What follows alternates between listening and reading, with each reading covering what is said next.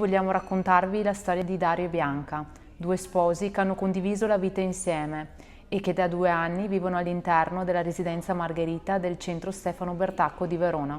Mi chiamo Dario e da circa 2 anni vivo qui in questa casa, insieme a mia moglie Bianca. La nostra stanza è semplice ma accogliente e ci sentiamo sereni.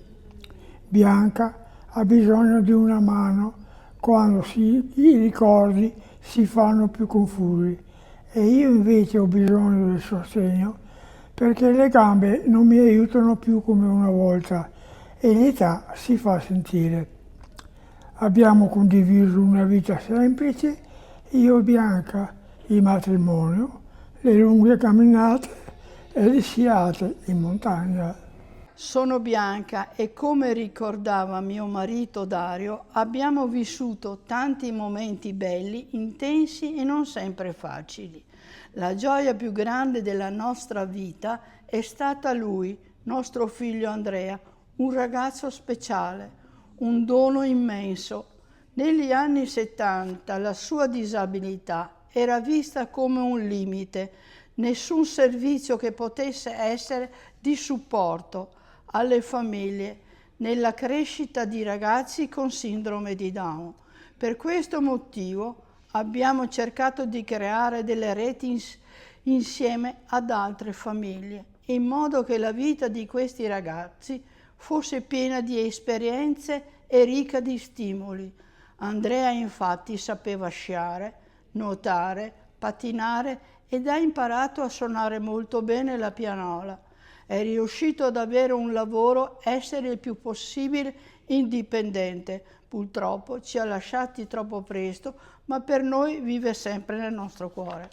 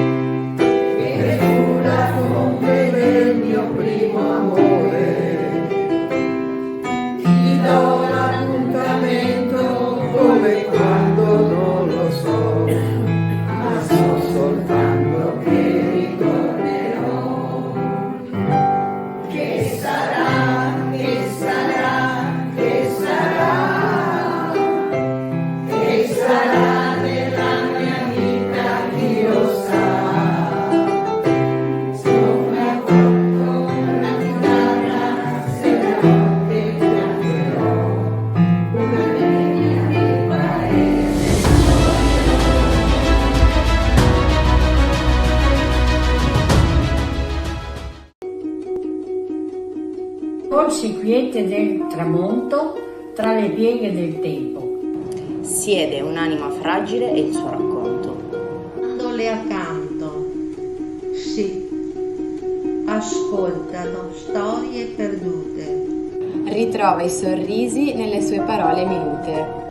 L'anziano ricorda, seppure a frammenti, trovando rifugio in quei momenti. Un tocco gentile sulla mano tremante accoglie l'incertezza senza fare giudicante. I ricordi svaniscono come foglie al vento. Ma resta il fuoco vivo del sentimento. Rispettando la fragilità che accompagna la valorosa età. Oltre i labirinti della memoria si costruisce una nuova storia. Quando il suo sguardo si perde in istanti, fa da guida una parola rassicurante. Un passo alla volta camminando vicini. Insegniamoci l'arte di donare senza confini. Un canto dolce fa dimenticare l'oblio. E nel buio della sera accende un luccichino. Perché anche in quell'abisso di dimenticanza puoi far splendere un raggio di speranza.